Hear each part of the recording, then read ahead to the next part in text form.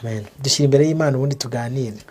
Data mu izina rya Yesu Kristo, uri mwiza kandi ubereye mwiza wagutegereje bose ndetse n'ubugingo bwo gushaka wese. Nyemerera iyi saha ya none mu minota mike Uwiteka ngiye gutanga umusaruro kugira ngo ubugingo bwa benshi burusheho guhembuka ndetse no kwakira ibyo wabageneye iyi saha, ndetse kuri kamera zitandukanye zituri imbere. Nyemerera Uwiteka Didier icyoro cye kibureho, icyo Uwiteka kigaragare muri nge. Ciye bugufi ngo Uwiteka wongere ushirwe hejuru, kandi ubutumwa buno mwami ndabusenye ngo buzaguke bugende bugire hirya no hino, kandi bugendere kugira ngo Uwiteka busoze icyo wabutumiye gukora. Ni mu izina rya Yesu Kristo mwami, amen. Amen, amen. Didier, eka twinjire muri topic yacu tuganira. Ikiganiro cyitwa Gospel Talk, tuba tugiye kuganira ubuntu bw'Imana cyangwa se ijambo ry'Imana. Iyo bavuze ngo impano yo guhishurirwa cyangwa se impano yo kurondora, yego, kuri wowe ni impano usobanura ute, uyivugaho iki? Reka duhera aho ngaho. Impano yo kurondora, ngira ngo nazamujwe ntacyo bitwaye, nta kibazo. Impano yo kurondora, bene data badukurikiye, harimo ibintu bibiri biranga. Icya mbere ni ukumenya, kuko kumenya kubyara ubwenge. Ntiwagira ubwenge hatarimo kumenya. Mwani magambo kuko bitubwira ngo kubaha Imana cyangwa kumenya Imana ngo nibwo bwenge, biguhesha ubwenge. Kuko bavuga yuko ngo bazi Imana bamwe ariko bakayikanisha ibyo bakora, ko kumenya Imana ukwiye no kujya n'ibikorwa bihamye yuko wayimenye. Rero kurondora cyangwa kumenya bifitanye isano n'ubwenge, kuko ubwenge ni ubumenyi wakiriye, hanyuma imaze kubwakira iyo cyitwa kujijuka ni ubwenge washize mu bikorwa. Ubwenge washize mu bikorwa, kuko niba kumenya kumenya ni ubwenge wakiriye, no kujijuka no gushyira mu bikorwa iby'ubwenge. Rero iyo ushize mu bikorwa ibyo wamenye ubugaragaje ubwenge mu bikorwa, nicyo bita kujijuka. Yego, ndabihetangaho urugero ibyo Imana avuganye na Yobu mu gice cya 28. Shafika aradusomera, turi kumwe muri studio. Yes, yego, araza kudusomera nyine, uratubwira aho turasoma. Yego, igitabo cya Yobu 28. Bira bintu tubihuze. Yego, Shafika twite tuhagere. Ariko ni n'ijambo nabonye abantu bose bigisha cyangwa bakarimanika mu ntuza mu mazu yabo. Iryo jambo rigiye baryitiranya, ariko tugiye kuri sesengura cyane hano. Ijambo kurindi. Yego, ko nshaka gusobanura kwijana cyitwa ndi gute wahabwa impano y'ubugenzuzi. Kuko turabize ngo maze ibwira umuntu iti, maze Imana ibwira umuntu iti, dore kubaha Uwiteka nibwo bwenge. Dore kubaha Uwiteka nibwo bwenge, kandi kuva mu byaha niko kujijuka. Kandi kuva mu byaha niko kujijuka. Hano tugiye guhuza ijambo bwenge no kujijuka. Kubaha Imana nibwo bwenge. Ubu bwenge bavuga ni ubuhe? Bwaba ari bwa bundi abantu bavuga ngo ubuze ubwenge Imana iramureka. Ndashaka amagambo tukiri aho ngaho. Erekera muri Hoseya 4 umurongo wa 6, turebe igituma abantu barimbuka. Hoseya 4 umurongo wa 6. Hoseya 4 umurongo wa 6. Umusomyi wacu ni Shafi kabisa. Hoseya 4 umurongo wa 6 aravuze ngo, yewe Beluteshazari. Igice cya 4 Hoseya 4 umurongo wa 6. Nagize muri Hoseya 4, nagiye muri Daniel.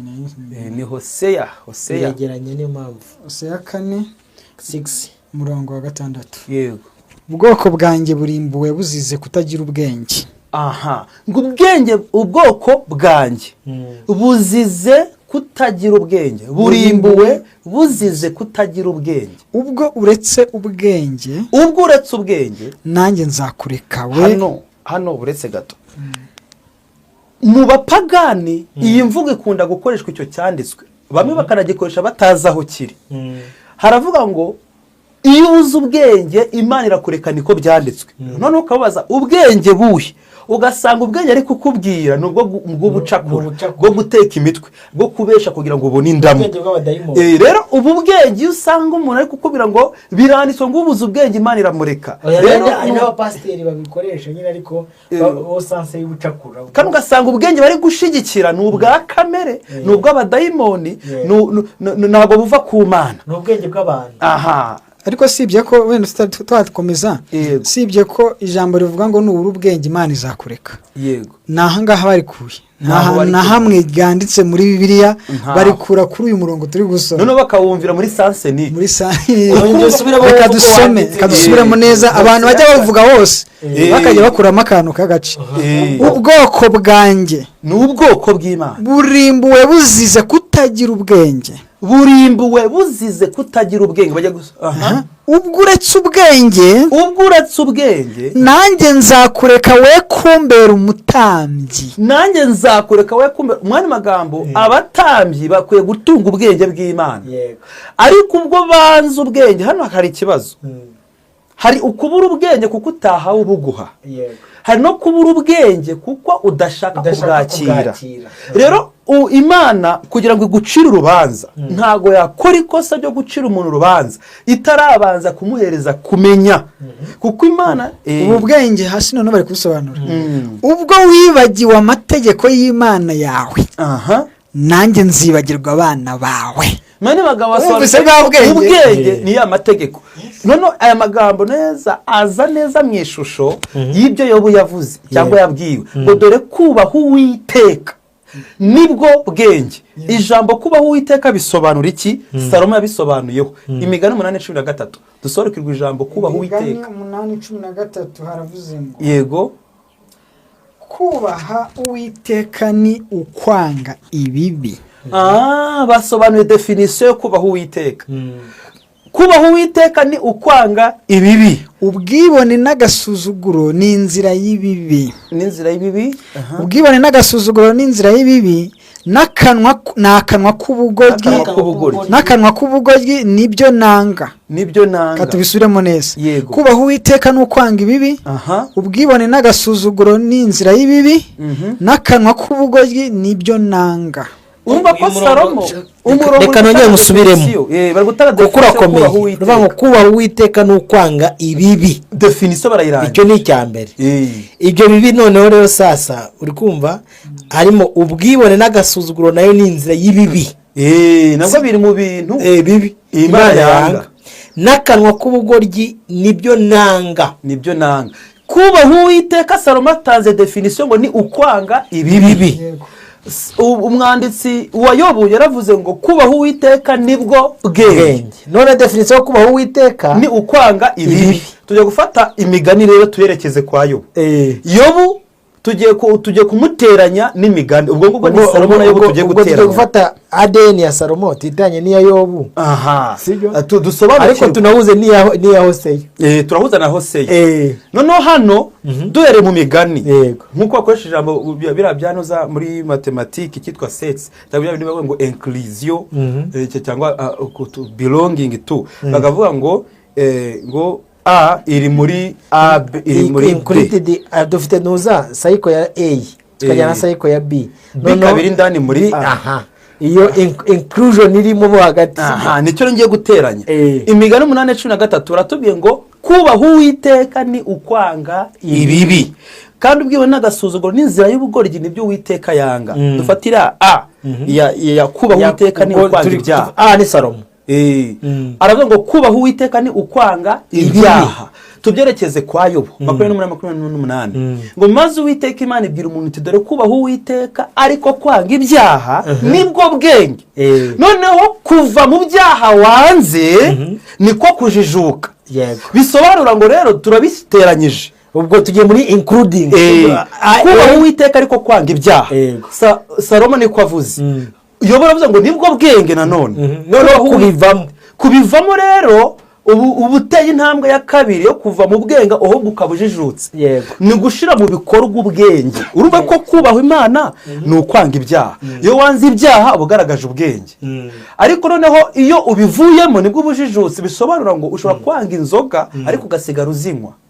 Utazikunze zikakuraza hanze ufite iwawe ukaba muri make wumvura zanze ariko ukaburi imbaraga zo kuzireka. Mane magambo hariya uba wanze inzoga ariko uba wagize ubumenyi bw'ubwenge ariko uracyarinjije. uracyari injiji kuko kujijuka ni ukureka inzoga. kuba uzi ko gusambana ari bibi ubwo n'ubwenge ufite wamenye, ariko kubibaza kumenya yuko gusambana ari bibi ubwo bumenyi urabwakira wakiriye. no sasa uku kumenya iyo noneho ibi bibi umenya yuko ari bibi gusambana, kubimenya ni kimwe.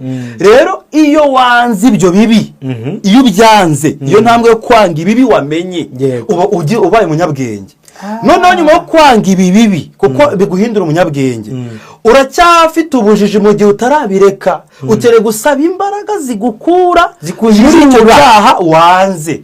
ari utuntu twigaga mu wa mbere kera, ni agateruro twajyaga twigurwa nako gashyizemo nyine kuri sayiko ya 3 uzi muri matematike uzi ko nayo hari igizaho, sibyo? bakakubaza ngo akakanuwayo gahuza A and B C, sibyo? Yego, katubwire arishinga twaga ngo turagenda tujijuka buhoro buhoro. Twajijukaga hari ibintu twamenyaga urikumva bikadutera kumenya ibindi. ushobora kuba injiji kandi uri n'umunyabwenge. Yes, ukaba injiji y'umunyabwenge kuko baratubwiye niba kujijuka ari bituruka mu bwenge washize mu bikorwa. urako kumenya ni kimwe. ushobora kumenya ko kunywa itabi bitera kanseri, uri dogiteri, ariko ukajya kopera abantu ubanje kuritumura. bishatse kuvuga ngo uzi ububi bwarwo ariko ntubasha gusha mu bikorwa, ariko ubujiji niba ukwemerera kurireka. kubera yuko ufite ubwenge kandi ushobora no kuba utanarikunze itabi, ariko urugero utanze ku itabi wa mugani, reba ukuntu bandikaho ngo itabi ni ribi, ririca, ritera kanseri, ibi byawe byose, kandi ababyanditseho nibo baricuruza, baranarinywa ukibaza bazi ko ari bibi, ariko kurireka ntibarireka, ntibaracyari ikibazo rero ntikiri ku bwenge, ikibazo kiri ubwo mise mwumva ubuhanuzi bwa His Excellency yaravuze ngo injiji ni izizi. kubera yuko barize injiji ni ukuvuga ngo barize, nuwamenye agira ubwenge ntiyabushira mu bikorwa. iyo utabishize mu bikorwa rero witwa injiji. umva ikintu gitangaje, bari mutaragira icyo amenya ntabishe mu bikorwa, ntumushira mu njiji. kuko injiji usanze umuntu utaragira icyo amenya ukamwitirije ubukozi kose kuko umuha amashuri y'ubumenyi atigeze abona. yego, ako kantu umuntu yiga segonderi akiga kaminuza yarangiza akavuga ngo ndi umushomeri ngo nta kazi ngira, ibyo ngibyo yize si ubumenyi, katari gushyira mu bikorwa, ubwo ni injiji. ubwo injiji za mbere ni abantu bagize gute, bahawe kumenya. reka mbisore mu yindi mvugo noneho isa nkaho ari ikintu giteye isoni ariko cyumvikana. mwese muzi amaraso, abadukurikira, iyo aya maraso akwiye kunyura mu mutsi.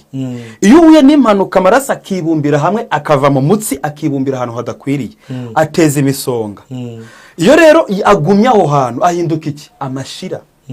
bisobanura ngo rero aya maraso atari gutanga umusaruro, atari kunyura mu mitsi, atari kugenda, atanyura mu mitsi, atari gukora icyo yaremewe gukora. aya maraso niyo ahinduka iki? Amashira. bisobanura ngo iyo ubwenge butakoreshejwe umera nk'amashyira, kubera yuko buhinduka ubujiji. ubwenge butashizwe mu bikorwa buhinduka ubujiji kuko bwapirika ahantu budakwiriye. reka mbisubiremo, amaraso n'amashira ni ibintu bimwe, uretse yuko kimwe kibyara ikindi. igituma amaraso ahinduka amashira nuko yibumbiye hamwe, nta musaruro, ntari gusirikira. rero niyo ubwenge butari gukora buhindukwa ubujiji kuko bwakabaye bushyirwa mu bikorwa. unyibukije akantu twiga mu wa 6 segonderi, yego, kandi dufite umwarimu twigishaga geography yitwa Fabien. none areba umutipe umwe ntazibagirwa, aramubwira ngo ejo nahuye na siko ngo ajya kugurisha inka ngo kugira ngo uze ku ishuri, ngo ariko ikintu kimbabaje ni uko yakoze ikosa agatanga itariyo. urumva ko hano ntiyashize application, urumva hari abateza ibibazo. donc niba hari ikintu kibi kibaho ni nk'umubyeyi ugurisha inka ngo akohereza indi ku ishuri. hari umuntu wigeze kumbwira, ni umumotari muri Kampala, yarambwiye ngo Didier sinemera kumwara, nakwemera nkagurisha ihene ngiye kuburana inkoko yanjye biyibe. bisobanura ngo ihene irahenze, azemera igurisha ariko kugira ngo adatsindwa atange kuri polisi kugira ngo aburane inkoko ye ya makeya. ni ukuboko uyu muntu rero abagize ikibazo arijya azanyumva kuri kamera arihangana ntanze uburyo kugira ngo bwumvike ko simvuze izina ariko wazafashirizwamo to nabyo ni byiza yakire guhugurwa ni gute ugurisha ihene yagura amafaranga menshi ukajya kuburana ushaka kugira ngo ugaruze inkoko urukwavu rwawe cyangwa inkoko yawe bishaka ko hano rero uyu muntu ubwenge afite ariko bwa Afrika nabi bubyara amashira umurebye bone ko ari ubujiji none aha ngaha reka tubihuze n'umukristo yes sibyo yego ufite information ufite amakuru kabisa sibyo yego ariko yanze kuba ubuzima bw'ayo makuru hari terime mu buryo bw'itangazamakuru ngo icyambere ni amakuru yego none umuntu afite amakuru ariko yanze kumva ubuzima bw'ayo makuru mene magambo ibuye ryagaragaye ryisha isuka ariko ni ryakabaye ryica isuka kuko wari ugiye gutema iryo buye kuko waribonye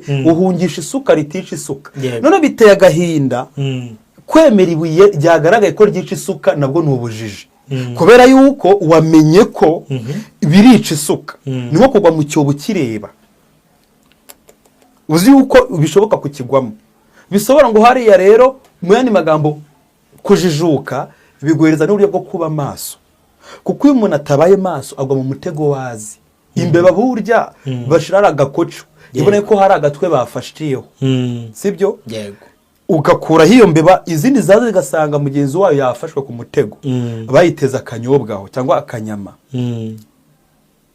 yes urabona imbeba wayitega akanyobwa ku mutego yamara gufatwa agatwe sikagize izindi zaza zigasanga mugenzi wayo yafashwe si ibese rigaragaye zakabe zirinda none bakakuraho yambeba zajya kugaza gasanga yambeba ko ariko akanyama kasegayeho karacyahumura imbeba igiye kongera gufata kari akanyama iraba yibagiwe ikindi yirengagije ko mugenzi wayo agatwe yahagasize rero makuru rero nijya gushaka gufata naye gafatirwayo araba ameze ngo agapfa kaburiwe n'impongo araba yaburiwe kuko yigiye kuri mugenzi we wafatiwe muri uwo mutego natwe abana b'abantu nuko natwe rero tugenda iyo udashize mu bikorwa ibyo wamenye yego mani magambo ubwo bumenyi buhinduka iki ubujiji ubwo bwenge buhinduka ubujiji kuko ntago ubushize muri application nk'uko usabwa niyo mpamvu aya magambo dusomye ngo Salomo arabisobanuye ngo kubaha Uwiteka ni ukwanga ibibi yo baravuze ngo kubaho Uwiteka aribwo bwenge niko kwanga ibibi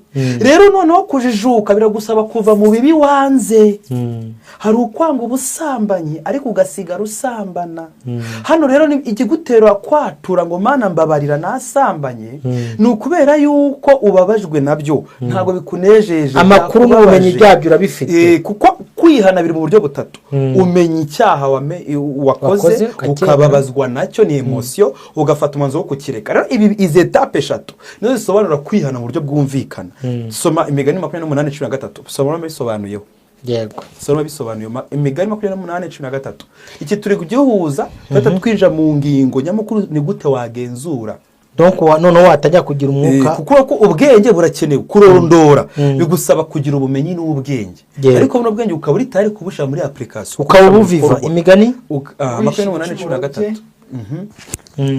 imigani 28:13 baravuze ngo uwihisha ibicumuro bye ntazagubwa neza ubwo ngubwo uwabimenye ni ubihisha ngo uhisha ibicumuro bye ntazagubwa neza ariko ubyatura akabireka azababarirwa amagambo turateranya nanone hari ukubyatura ni ikimenyetso kigaragaza yuko wagize ubwenge kuko ko uri kwatura ibyaha wanze buryo umuntu ugishaka kuba mu buzima bwo kwiba nago yakwatura ko yibye umuntu ugishaka kuba mu buzima bwo kugira none ikiba kibuzuyu abakeneye inkunga yo guhugurwa n'uburyo yajijuka akava mu bintu bitazahora bimugize imbata yabyo cyane haleluya ngo uhisha ibicumuro bye ntazagubwa neza ngo ari kubyatura nyuma yo kubyatura akabireka bivuga yuko rero hari ababyatura ntibabireke akakasi kuvikana ubyatuye rero abanyuze muri etape ebyiri yamenye icyaha yanze kugihisha kubera ko uhisha ibicumuro bye ntagubwa neza ubwo ngo ubihisha nuwabimenye ko abikora rero kuko yanze kubihisha aguwe neza ari uko yatuye rero mu gihe yatuye rero uyu nguyu ahabwa imbabazi ikiba gisigaye rero n'ubuntu bwo kudasubira mu cyaha yakoze. Iri jambo reka turisome naryo uryumve. Soheburayo 4 ntacyo bitwaye 16, kuko abantu benshi bitiranya ubuntu bakagira ngo ubuntu bubahereza umudendezo mu byaha. Iki cyo tukivugaho cyane ariko bigenda iri jambo tugiye kurisoma naryo turisesenga. Handitse ngo Abaheburayo 4:16 aravuze ngo nuko rero twegere intebe y'ubuntu tudatinya. Twegere intebe y'ubuntu tudatinya kugira ngo tubabarirwe tubone ubuntu bwo kudutabara mu gihe gikwiriye. Urumva yuko nta mbabazi nta buntu. Batunga ngo twegere intebe y'ubuntu tudatinya. Impamvu nidutinya bizatuma duhunga intebe y'ubuntu.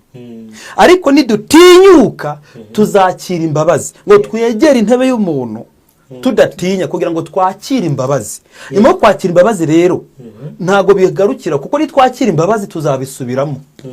Kubera ko ntago twakiriye ubuntu bubidukuramo.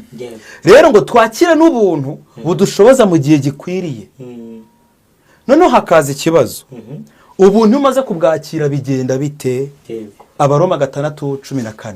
Wumve icyo bigenda uko bigenda imaze kwakira ubuntu. Kuko kwakira imbabazi urababariwe, urejejwe, ariko ufite ideni byo kudendera mu buntu wakira. Kerekane utarabwakira, ariko nimba wabwakira. Abaroma 6:14 haravuze ngo ubuntu ibyaha ntibikabategeke. Kubera iki? Kuko mudatwarwa n'amategeko, ahubwo mutwarwa n'ubuntu. Umva yuko abatwarwa n'amategeko nibo bategekwa n'ibyaha. Ariko utwarwa n'ubuntu ibyaha ngo ntibimutegeka, ahubwo warabitegeka. Urumva icyatumye dukwiye kwegera intebe y'ubuntu tukakira imbabazi z'ibyaha. Twamara kwakira imbabazi z'ibyaha ntitugarukire mu kwakira imbabazi, tukakira n'ubuntu budushoboza mu gihe gikwiriye kugira ngo tubashe gutegeka ibyaha. Tumvikanye Shafiki? Dusaba Abaheburayo 4:16 dutinyuke twegere intebe y'ubuntu. Impamvu ya mbere kugira ngo twakire imbabazi tubarirwe ibyaha. Kibazo noneho nyuma yo kwakira imbabazi rero ngo tubone n'ubuntu budushoboza mu gihe gikwiriye. Mane magambo ubuntu twakira. Haleluya. Budusaba gutegeka ibyaha, ntago ari ibyaha kudutegeka. Mane magambo abari mu buntu ntago bakwiye kuba ubuzima bw'ibyango. Yesu yarabirangije ngo turi mu buntu. Uri gupinga ubuntu kuko ubuntu dusomye hano. Kereka niba dusoma Bibiliya itandukanye niyo basoma bari abigisha ubuntu. Ubuntu dusomye ratubwiye ngo ibyaha ntibikaba tegeke. Ni itegeko. Kuko abakiriye ubuntu ibyaha barabitegeka. Rero niba ugitegekwa na kamere, ubuntu uracyabukeneye bugushoboza mu gihe gikwiriye. Komeza wumve umurongo wa 16 bavuze ngo iki? W'icyo gice tu 6:16 ntacyo bitwakomerezaho paka 18. Nuko ariko reka nkubaze ikibazo tutararenga. Yego. Ikibazo nibaza ni gute umuntu ashobora gusaba imbabazi kubera yuko yazihawe ariko ntiyakire ubuntu kugira ngo aneshe ibyaha. Ubwo buntu kugira ngo abwakire hari icyo asabwa kugira ngo abwakire, cyangwa n'Imana bimuhereza kugisha ku bushake bwayo. Dore uruhare rwacu rero abantu benshi bayigisha ubuntu batabasobanukirwa. Uruhare rwacu turasabwa kwemera yuko turi abanyabyaha kandi tutishoboje, tudashoboye kubireka mu mbaraga zacu. None ikiguzi ab'Imana ihereza ubuntu barasabwa kuba ubwibone n'agasuzuguro. Babanje kwitandukanya nabyo, kuko nabyo biri mu bintu Imana yanga urunuka bituma abantu batihana. Kuko niba urugero pastor baramurondoye ngo urumusambanyi, ariko akumva imbaraga zo gupfukama ngo bamusabira imbaraga zo kubireka, ngo barabibona bataba Kristo kandi babona ndi mu makote.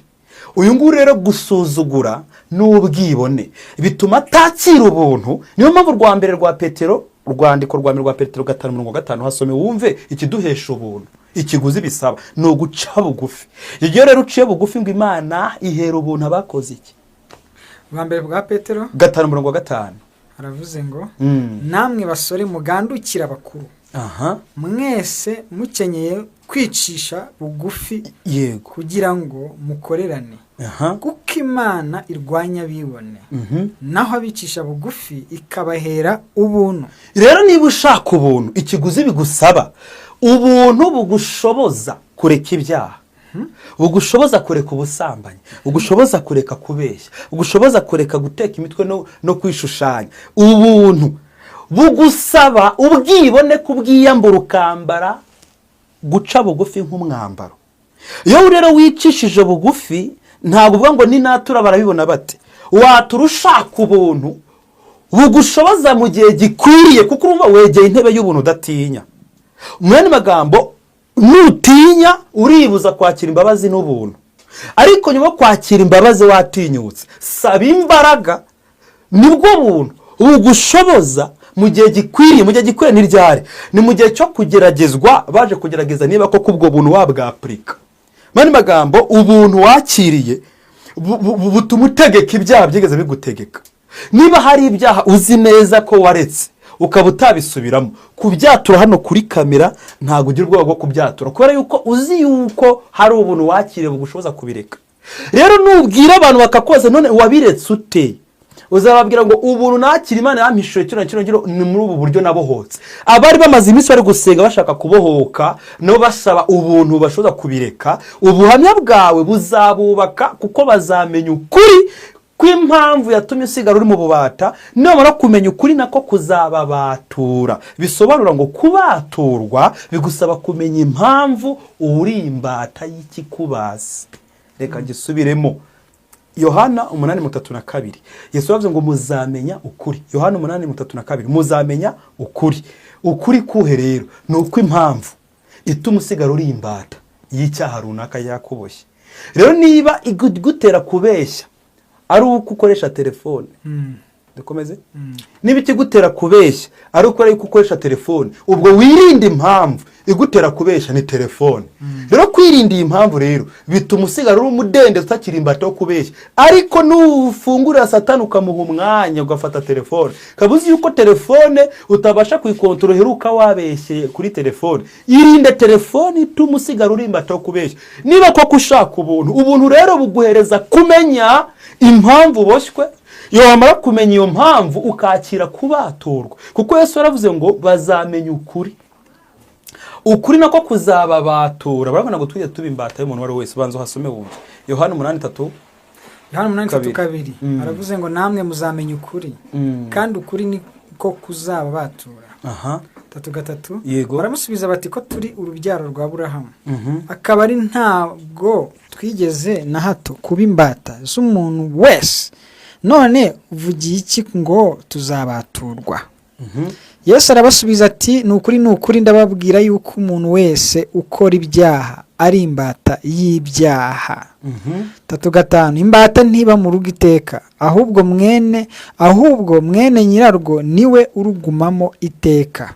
3:6 nuko umwana nababatura muzaba mubatuwe by'ukuri. Bisobanura ngo Kristo ahereza ubuntu uwemeye guca bugufi. Batuye ngo igirira ubuntu abaciye bugufi. Rero Yesu yaguhaye imbabazi, aguhereza n'imbaraga zo kutabisubiramo, kere kubikoze nkana. Reka nguhereza urugero. Wabuze icyatumye uriya mugabo wakijijwe ari ku kidene cyitwa Betesida. Uzi ko iriya myaka 38 yose yamaze yazira buriya burema yari afite bwari ubw'ibyaha yari yarakoze. Kuko Yesu yamugiriye imbabazi, amaze kumukiza aramubwira ngo dore ubaye muzima, ntuzongere gukora icyaha utazabona ishyano yoriti ryo ngiryo. Bisobanura ngo ubuntu amuhaye ngo kudasubira mu byaha byamuteye kuremara imyaka 38, ariko nabisubiramo azabatesheje agaciro ubuntu, bizamutera kugira ingaruka z'ibyaha, kandi yari yarababariwe agabwa n'ubuntu bubireka. Hasome twumve muri Yohana 5 ntacyo bitwaye. Yohana 5 hano wari usobanuye ni gutumira kwakira ubuntu, sibyo? Mushoboza gusigara tegeka ibyaha, kuko batuye ngo abatwarwa n'amategeko nibi byaha bitegeka, ariko abatwarwa n'ubuntu ibyaha ntibikabategeka.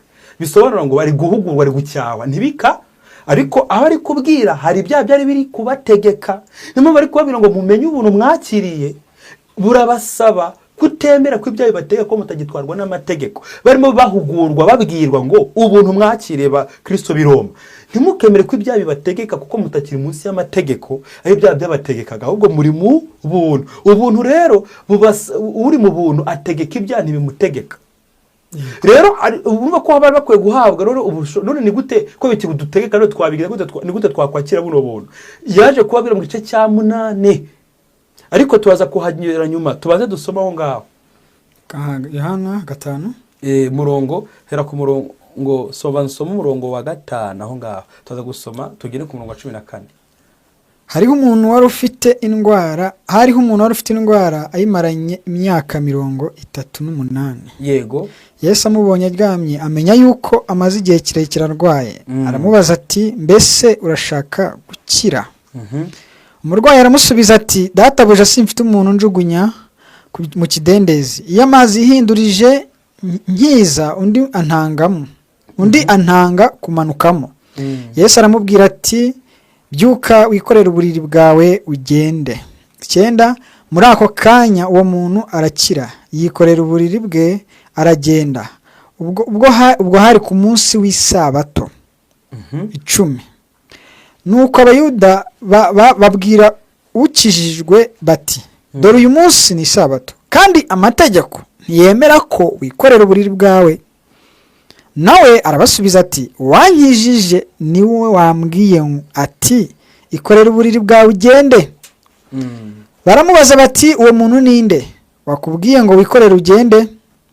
Ariko uwakijijwe ntiyamenya uwo ari we. Mani magambo yagiriwe imbabazi n'umuntu atazi. Yego. Icya kabiri, uyu muntu ubwo yakijijwe ariko ntihasobanukiwe impamvu akijijwe. Yego. Ko ari ubuntu agiriwe bumuhesheje izo mbabazi, ariko hari ubundi buntu akeneye butuma atazasubira mu cyamuteye kuremara. Aho ngaho no turi kwerekera. Komeza. Hanyuma y'ibyo Yesu amubona mu rusengero aramubwira ati dore ubaye muzima, ntukongere gukora icyaha, utazabona ishyano riruta irya mbere. Uretse gato, iyi mvugo isisobanura ishyano rya mbere ryavuye ku cyaha. Nta bitaruka na ya mvugo babaje Yesu ko uyu yavutse ari impumyi. Yesu ni ibyaha yakoze cyangwa ni ibyababiha cyangwa ni by'ababyeyi be? Yesu avuga ngo nta by'ababyeyi be bakoze byatumye ngo avuke ari impumyi, nta nubwo ngo ari ibyaha yakoze kugira ngo avuke ari impumyi. Babona uko ngo imirimo y'Imana yerekanirwe muri we. Urumva ko ubuhumyi bw'uyu nago yari ingaruka y'icyaha, ariko uriya wari umaze imyaka 38 ku kidendezi aremaye iyo myaka yose afite ikibazo cy'ubwo burwayi. Yesu asobanuye impamvu yacyo. Ni icyaha Yesu atatuye izina, ariko yaraziranyeho n'uyu nguyu arimo abwira. Yego. Kuko aramubwira ngo ntuzongere gukora icyaha. Icyo Yesu ari kuvuga ngo ni icyo ngicyo nyine cyamuteye kuremara, kuko ngo nugikora ukagisubiramo ngo uhaye ubuntu. Nuko rero Yesu abanje kumukiza arwaye abimubwira, mwene magambo yamugiriye imbabazi. Ariko uriya yavuga ngo fatura ubwawe ugende. Uriya agenda hawe imbabazi ariko atarakira ubuntu. Yego. Yesu abona yuko umutipa azabisubiramo ari amanyanga. Rero reka mwiyereke musange mu iteraniro mu isabato, kuko Yesu yamubonye ku rusengero. Urumva ko ariho yamusanze. Yesu aramubwira ngo dore wabaye muzima, sibyo? Nakubabariye imyaka umaze rero uremaye, nyaboneka ntukongere gukora icyaha kugira ngo utazabona ishyano riruta irya mbere. Hano akaza ikibazo. Yesu ko atanze imbabazi ko atari gushiraho kondisiyo mu kutongera gukora icyaha, bisobanura ngo ubuntu twakiriye butubuza, butwigisha kureka ko tubaha Imana. Nuko ubuntu ni urako hano Tito 2:11 niyiti bisobanura neza icyo Yesu yakoze. Yamuhaye imbabazi, aramubabarira, aramukijije, nta kiguzi, amwikoreje uburiri, ariko kuriya ntazi impamvu akize, kuko yarazi yuko azabona gisunika. Yesu ntiyemeye ko agira gisunika. Mwibutse yuko no ku kidendezi hari abandi barwayi, ko iki Yesu ari uyu nguyu wenyine yakijije, abandi akabasiga bari bagifite gisunika. Uyu yamugiriye ubuntu kuko nta gisunika yari afite. Ariko nanone yashatse ko kugira ngo twebwe abiki gihe ubuntu bwa Kristo tutabupfusha ubusa, kuko ngo nidukerensa amaraso ya Yesu tuzagerwaho n'urubanza rurutu rw'abari munsi y'amategeko. Niyo mpamvu abatesha agaciro ubuntu bakabukina bakishimira ko bubishayisha mu byaha, aba bantu bazacirwa urubanza rurutu rw'aba munsi y'amategeko. Koko munsi y'amategeko yari amaraso y'intama agutwikira ibyaha, ariko ya Kristo ni yakweza ibyaha. Rero akagusaba guhinduka, kandi ubuntu budushoboza gusa na Kristo burahari. Ni umwuka wa Kristo twahawe udushoboza kwera imbuto za Kristo, kuko urumva yaduhaye umwuka we kugira ngo tutazitwaza ngo nta mbaraga. Kuko Abafilipi 4:13 baravuga ngo ishobozwa bingahe byose. Avuze ngo ashobora bimwe, yavuze ngo ishobozwa byose na Yesu Kristo ukora iki? Umpa imbaraga. Ubwo Paulo guhinduka kwiwe ni imbaraga za Kristo zamuhinduye. Uwari umwicanyi, uwari umuntu ufunga abandi yaremeye afungwa ku bwa Kristo. Ikibazo noneho nibazaho icyo kibazo sinza ako tukarangirije aho ya Yohana 5:14 niwe warugeze. Ndashaka usubiramo abadukurikira bavuga ngo Yesu arabirangije babone ko hari kondisiyo dusaba abababariwe abari muri Kristo Yesu. Ni ibiki dusabwa kudasubira mu byo twaretse tutazabona ishyano rirutirya mbere mbese uzabaye nkaho ubaye mupagani muri kurutwambere. Hanyuma y'ibyo nyine Yesu amubona mu rusengero aramubwira ati dore ubaye muzima ntukongere gukora icyaha utazabona ishyano riruta irya mbere. Ntuse urumva ingaruka zo kutumvira ubuntu ishyano ridahari. Irahari. Aho ngaho nyine ndashaka kubaza ikibazo kuri uyu murongo. Yego. None ko abantu benshi bihana ibyaha ndetse n'uyu muntu Yesu yabwiye ngo nukujya gukora icyaha kundi. Hari abantu benshi bagambira kutongera gukora icyaha. Bakavuga ati sinzabisubiramo rwose, bakabwira n'Imana ni rwose numbabarira ntago nzongera. Ariko yarenga umuryango ageze hirya akongera n'umuntu akabikora. Ni iki kintu gishobora kugushoboza kuba wafata umwanzuro kugira ngo uve mu byaha burundu? Rero ndashaka hano sasa hano tuwe ko ari icyaha cyahindutse noneho icyitwa ingeso. Kuko icyaha kirakura, iyo kimaze gukura kigahinduka ingeso. Yes. Iyo Bibiliya iri gusobanura mu ngoma za 2:14 haravuga 7:14 ingoma za 2 haravuga ngo maze abantu banjye bitiriwe izina ryanjye. Nagwa Imana irabihakana nabayo iracyabitabayo bitiriwe izina ryayo ngo nibicisha bugufi. Iri jambo iri kubasaba nuko batagica bugufi. Yego. Icya kabiri bagashaka mu maso hanjye nuko batagishaka mu maso hayo. Ngo hanyuma bakareka ingeso zabo mbi. Miyani magambo ibyaha byarakuze bigera ku rwego bihinduka ingeso. Ntabwo babwiye ngo bature. Uzi impamvu tabatuje nuko kwatura bari babifite bo babyatura. Ariko ikibazo bari batakishaka kubireka. Niyo mpamvu Imana iri kubasaba ibyo yabahereye ubushobozi. Kuko Imana kuvuga ngo ntukongere gukora icyaha nuko bagushizemo element cyangwa ubushobozi bwo kubireka. Noneho ukabusigaje kuri ko Imana kubwiye ngo genda ntuzongere kurwara ukundi. Bisobanura ngo hari ubuntu hawe bwa umeze nka meso hawe antibare. Bavuga ngo hara turizo kuzo kubireba muri mu Baroma 6:mirongo ikurikira. Ariko ndashaka nsubirizemo ikibazo kandi uri kubaza neza pe kuko uri kubariza nabandi. Hari uvuga se ko myaturanze yuko ntazongera kubikora nkisanga nabisubiyemo. Impamvu hariya wabisubiyemo suko ubuntu tabuhawe ubu gukura mu ibyo byaha, ahubwo nuko utabaye maso mu kurinda ubuntu wahawe. Ndaguhereza urugero. Didier narwanye no kureba pornography 2013. Noneho nyuma 2015 ndi muri 6e secondaire mfatwa n'umwuka wo kwikinisha, ariko nari impaye umwanya kureba pornography. Noneho ngewe narebaga pornography ngaruka ngiye kwikinisha. Mbwira Imana ni gute nabohoka nkihana ngo Mana sinzoga kureba pornography, sinzoga kwikinisha. Hashibye ibyumweru 2 naba nkako nshobora gukora research kuri YouTube ndi muri computer lab ndi kwigira Makerere Institute niga course ya counseling and guidance neza 2016. Uroko byafashe umwaka wa 2015 2015 umwaka urangira nicari cya leta ngwana no mudayimo no kwikinisha. Ariko baterwa no kuba nahaye umwanya kuri pornography. Nge rero icyo narimbuze kumenya impamvu sigaye ndi imbohe. Nkihana ngo sizo kuri pornography nihanaga kutikinisha. Noneho ngewe simenye yuko gituma nikinisha ariko nahaye umwanya pornography. Rero kutamenya impamvu ituma uboshywe usigara mu bubata bw'icyaha kuko utarasobanukirwa impamvu ikubatura. Ni ukumenya ukuri kugituma usigara uri imbata. Rero kugira ngo ngewe mbohoke dore ko Imana yavuganye nanjye. Yampaye urugero rwa Robini rambwira ngo kuko namaze iminsi numva ngewe nshaka kubireka ndemerewe numva mbabajwe urako nari mfite ubwenge natura ariko nshaka kubireka, ariko imbaraga zibindekesha ziri mu kutamenya. Ariko nyuma maze kumenya nahise mbaturwa nsanga ikibazo suko imbaraga zitari zihari, ahubwo nuko nari ntaramenya ukuri kw'impamvu mboshywe. Kuko Imana yamaye imbabazi, ariko nkumva ngewe sinshaka ko muzo bwo kwishushanya. Ndashaka nge kubohoka nzabashe kubwira abandi kubohoka. Ikintu cyantangaje ni uburyo Imana yampaye urugero irambwira ngo kugira ngo ubohoke dukomeze irambwira ngo kugira ngo mbohoke robine iyo uyifunguye semena amazi. Nose ushobora gushiraho ukuboko ngo utangiye amazi kumeneka, robine ifunguye yonzo mbaraga wazibona. Bisobanura ngo rero niba ushaka ko amazi atameneka ngo uhuru ukoropa buri gihe ni uko ufunga robine. Impamvu amazi ameneka anyura muri robine si uko ufite imbaraga zigushoboka, ahubwo ukwiye kumenya impamvu amazi ameneka anyura muri robine. Ni uko robine ifunguye. Rero funga robine, niyo mpamvu ituma amazi anyura muri robine ameneka.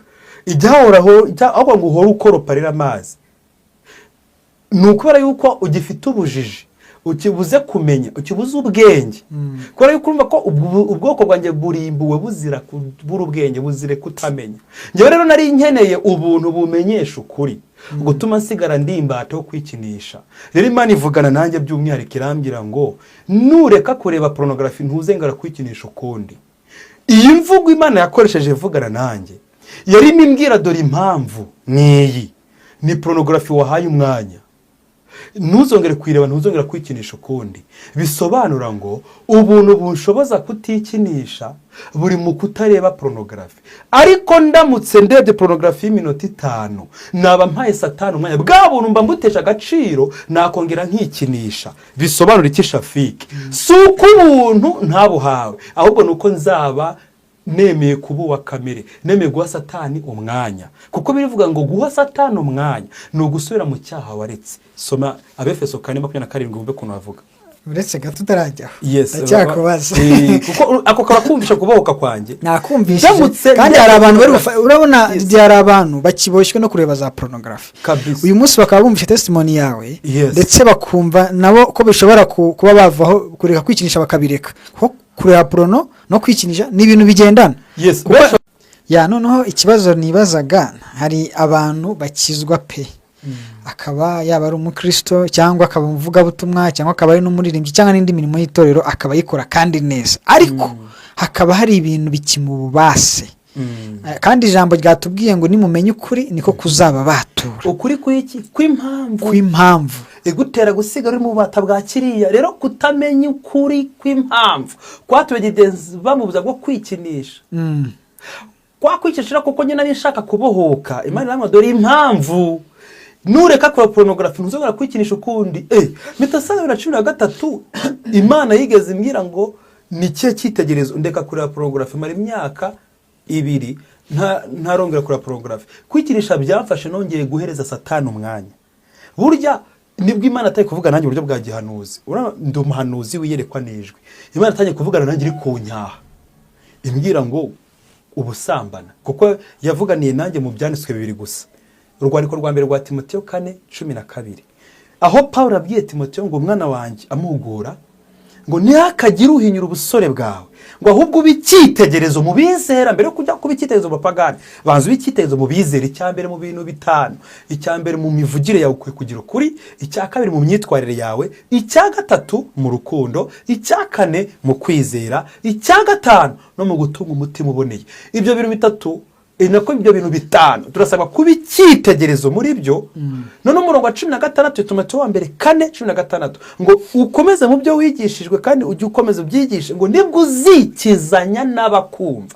Bivuga ko Shafiki ushaka kubwira abantu ukabakiza ariko ntiwikizanye nabo, kuko uba kuri kubabwira umuti wakubohoye, ariko wowe ugasigara ufunguye Satani umwanya utuma usubira muri bwa bata. Babandi bakabohoka ariko ukabutikizanyije nabo. Rero biya kugira ngo wikizanye n'abakumva, babwira umuti nk'ukuri ariko nawe usigare uwunywa. Kuko urumva yuko ubuntu wakiriye iyo utabaye maso usa nkaho utesheje agaciro. Niyo mpamvu Yesu yabwiye wa wundi ngo muri Yohana 5:14 ngo dore ubaye muzima singukijije. Dore rero ntuzongere gukora icyaha kugira ngo utazabona ishyano riruta irya mbere. Ni nko kumubwira ngo nakubabariye, ariko biracyashoboka gutesha agaciro zino mbabazi ugasubira mu byaha nakubabariye, ndetse nakugiriye ubuntu ndakubabarira ngo kiza n'ubwo burwayi. Ariko dore ubuntu ngo hayi ntuzongere gukora Imana ikuwe ngo ntuzongere gukora biri kukubwira ngo yagushizemo n'ubuntu bugushoboza kutabisubiramo. Ahubwo rero biri kukubwira ngo uruhari rwawe rero uba maso ntuhe Satani umwanya, kuko uracyafite amahitamo. reka mbisubiremo, uracyafite amahitamo yo kugendera mwa buno buntu cyangwa ukabupfobya ukagendera mu mirimo ya kamere, kuko turi mu mwenda. Rero uyu mwenda dufite iri deni ntabwo abakristo benshi bakunda kuwishura, ahubwo bumva yuko bisa nk'aho basubiye mu mategeko, kubera ko ubuntu iyo ukoze icyaha kiza kuri ko Kristo Yesu ari muri kandi ubuntu bw'Imana buri muri wowe Shafiki, nukora icyaha ukumva ubangamiwe n'uko wagikoze, ukumva ubuza amahoro, ukumva amahoro uri buyagira ari uko uyihariye. Imana iri kukubwira ngo uri imbata yanjye yo gukiranuka, niyo mpamvu nkwimye amahoro. Ariko niba ukora icyaha ukumva nibwo ugize amahoro, umuntu yanywa inzoga akumva nibwo agize amahoro, umutima ntumucira urubanza, uyu muntu ntarakizwa, kuko amahoro nk'uko Imana akaba yakubuza ukizimwa, ugisambana, unabitewe no gushaka kubikora, ibyo byonyine utakubura amahoro. Mene magambo igitandukanye imbata yo gukiranuka n'imbata y'ibyaha nuko ikikubuza amahoro nicyo kiba kikubase. Rero iyo ukoze icyaha ukahita ubura amahoro, bisobanura ngo watandukiriye, ugiye ahantu utakabaye ujya. Ni nk'uko intama iguye mu byondo, yabiguyemo ntiwabyihakana, ariko iyi ntama ibangamirwa n'ibyondo ntiyakwishimira kubibamo, irataka nyaboneka mu ntabare nagiye mu byondo. Shobora kuba yarangaye ikabijyamo, ariko ntago ifite ubuzima bwo kuba mu byondo. Ariko ingurube iguye mu byondo, ahubwo ndi mu munyenga, nibwo buzima nari misinga, numvaga ari bwo buzima. Urako ingurube yo nibwo buzima, kuba mu byondo kibyivurungutiramo. Ariko intama yo iyo iguye mu byondo iravuga ubusi bwo buzima bwanjye mu ntabare mu nkuremo, ndashikeneye ubu uwafasha, nananiwe kwikura hano. Bisobanura ngo rero ubuzima bw'umuntu wakijijwe amera nk'intama. Iyo aguye mu cyaha cyangwa yagikoze, icya mbere hari ukugikora nkana. Kugikora nkana ndabisobanura ubu buryo abantu babyumve nabi, ntibabyumve neza, abantu babyumva nabi, ndashaka no babyumve neza cyo shatse kuvuga. Iyo ukoze icyaha utagishaka, umutima wawe urakurya. Ikindi ushobora no kunanirwa kwifata, kuko kamere yagize imbaraga, ugahera kukiguyemo, ariko ukabura amahoro, kuko urumva wumva ko uri bugira amahoro uko ugikoze. Ariko kuko utari imbata y'icyaha, Imana ikwima amahoro muri icyo cyaha. Nero iyo ubuze amahoro wakoze icyo cyaha, bisobanura ngo ntabwo uri imbata y'ibyaha ukundi, ahubwo waciye inyuma uwo wagukoye, watanze divorce, utandukana na kamere. Rero unejeje kamere kubera yuko utemeye kuyoborwa na mwuka. Rero mpamvu pare kubwira Abagalatiya 5:15 ngo muyoborwe n'umwuka, 5:16 Abagalatiya muyoborwe n'umwuka. Ababwirwa ni bande? Abagalatiya buzuye umwuka, bakira Kristo n'umukiza, nabakijijwe. Ariko ari kubabwira ngo nimuyoborwa n'umwuka nibwo mutazakora iki? Mutazakurikiza kamere y'imibiri yanyu byirarikira. Kuko ngo kamere narikira iby'umwuka yanga, n'umwuka kararikira ibyo kamere yanga. Ngo rero urugamba duhoramo n'urw'amahitamo Shafiki, suko ubuntu tutabuhawe, ahubwo amahitamo abantu ntibashaka kuba maso. Nicyo gituma muri kwa kutaba maso bituma kamere bahaza kwifuza kwayo. Iyo izasigara gutereta kuzageza igihe Kristo azazira, filime ari igihe uzasigara wumva ukuruwe no kuba wakunga ukazireba, suko utakijijwe cyangwa utaziretse, ahubwo uzaba hari ushizwe ku munzani wo kugira ngo Satani arijyana gusara ngo rebe niba koko kuko aguteretera ahantu yigeze agufatira. Rero uramutse ibaze ko kugenda kuri Facebook ugasanga hari abantu bari bashaka kugaragaza ibintu byemeze nk'ibya pornography, hari igihe mbisanga nkavuga bino birebera ngiye gufungura rwa rurembo, ushaka kuzarwara n'abadayimoni barutabambere, ishano rutari cyambere tangeraho. Nkavuga rero nkibuza nkasibutsa amaso, ariko nkumva nagashatse kureba urwo kurwo rugamba. Rero ko kamere irashaka, ariko kubiteho nuko ntashaka kubimbata kamere, ngwana urwo rugamba rw'amahitamo. Noneho abantu benshi rero basigara bangumenya ngo wowe byararangiye, menya hari utageragezwa n'idutageragezwa. Twese dufite kamere, kandi muri kamere yawe Shafiki ibyaha byose bishoboka n'ibishyashya wabirema wabihisemo, nubwo wakira ubuntu bugukura kuri bimwe wagiye ureka. Ibindi noneho biba nk'igishako gituma ngo nutazirata ngo mbe yuko wagezeyo, ahubwo ba maso, kuko nutaba maso ushaka kugwa mu cyaha wigeze ureka. Bisobanura ngo suko ubuntu utabuhawe, ahubwo ubu buntu bugusaba kuba maso. Arumva ko kantu. Rero abantu benshi bubwiye ngo ba maso wirinde, wamucyaka ngo mwebwe no kwigisha ibyo by'amategeko. Abantu baba bibeshya. Ubuntu bw'Imana batubwiye ngo budusaba, butwigisha kureka kutubaha Imana, kandi bukanadushoboza gutsinda ibyadutse, kuko ngo abatwarwa n'amategeko nibo batwarwa n'ibyaha. ariko abari mu buntu ibyaha ntibakemere ko bibategeka. Bivuye ko rero nibo bagifite amahitamo yo kwemera. Ushobora kwemerera icyaha gutegeka nk'uko kigeze gigutegeka utarakira Kristo.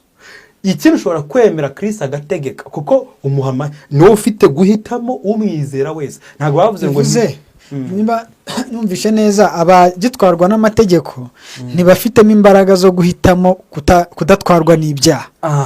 Ariko abari mu buntu, abakiriye ubuntu bo bafite amahitamo yo gutsinda icyaha. Urugamba bararuhorana. Ahubwo banza urebe utarakizwa wigaze bitangaho ubuhamya. Icyo gihe warimo uri kumwe na mwarimu Sege uriya musiramu naragukurikiye cyane bagucalenjing ubabwira yuko hari impinduka wakiriye. Ejo ko hari ibyo wabasha kuba wakuri nk'umusiramu ariko ntukurega. Rero kubera icyo utakuregaga nuko nyine wari uwa kamere kandi ukumva nta deni rya mwuka rikurimo. Aka kantu kugasobanukirwa neza hano ugiye gufashizwa ni hano rero. Mvuze ngo urimye ideni ryanjye. Uzi yuko kumenya yuko ufite ideni ryanjye uragira amahoro ari uko uryishuye. Icyo bisobanura rero kuba uri uwa kamere bisobanura guhorana ideni rya kamere kandi ukagira amahoro ari uko kamere wayinejeje. Rero mu gihe wamaze kwakira Kristo ukomereza ubuzima bwawe ukaba wa Kristo ideni Yesu araryishyura asigara none niwe sasa usigara ukwishyuza. Iyo ukoze icyaha kandi yarakubatuye kuva mu byaha ababazwa nuko umuciye inyuma kandi yarishuye kamere si na Satani. Rero Yesu rero umwuka we yaguhaye nugushira mu ideni kandi nawe unagushoboza kwishura iryo deni. Soba Abaroma 8 ako kantu ko kareta kakuryohera Abaroma 8:12 na 13 wumve uwo mwenda dufite ideni dufite. Abaroma 8 umurongo wa 10 hera ku murongo wa 5 ntacyo bitwaye kuko ravuze kuyoborwa n'umwuka uko bigenda. Uburyo dufite amahitamo kuba twarakire Kristo. Mere kwa 5 abakurikiza ibya kamere y'umubiri bita ku by'umubiri naho abakurikiza iby'umwuka bakita ku by'umwuka. Umutima wa kamere utera urupfu ariko umutima w'umwuka uzana ubugingo n'amahoro. Kuko umutima wa kamere ari umwanzi w'Imana kuko utumvira amategeko y'Imana ndetse ntushobora kuyumvira. Erega burya abari mu butware bwa kamere ntibashobora kunezeza Imana. Ubwo abatwarwa na mwuka nibo bayinezeza. Abatwarwa na kamere ntibashobora. Birasaba ko ubahindura ubutware. Ariko mwebwe ntimuri aba kamere. Ibaza bari kubwirwa ntago ari aba kamere. Ahubwo muri ab'umwuka. Niba umwuka w'Imana aba muri mwe. Niba umwuka w'Imana ari kuri wowe ntago uri ab'umwuka. Uracyari uwa kamere. Ahubwo kugira ngo ube umwuka nuko umwuka w'Imana aba muri wowe. Umva ko kantu komeza. Ariko mwebwe ni muri aba kamere ahubwo ni muri ab'umwuka. Niba umwuka w'Imana aba muri mwe.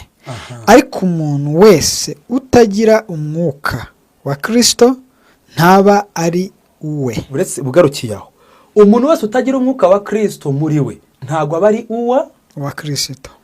Ariko ashobora kuba umufana wa Kristo kubera ko umwuka w'Iteka yamujeho. Ashobora kuvuga Yesu neza ariko iyo ari murimo aba no mu buzima bwa Yesu ayitwara nka Yesu. Hari ikintu hano nshaka gusobanura. Umuntu wese udafite umwuka wa Kristo ntago ari uwa Kristo. Uyu rero nta deni afite. So mu 12 na 13 ndashaka mitengaruka ayo magambo ngiye kuyateranya. Nuko rero bene data turi mu mwenda ariko si uwa kamere y'imibiri yacu ngo dukurikize ibyayo.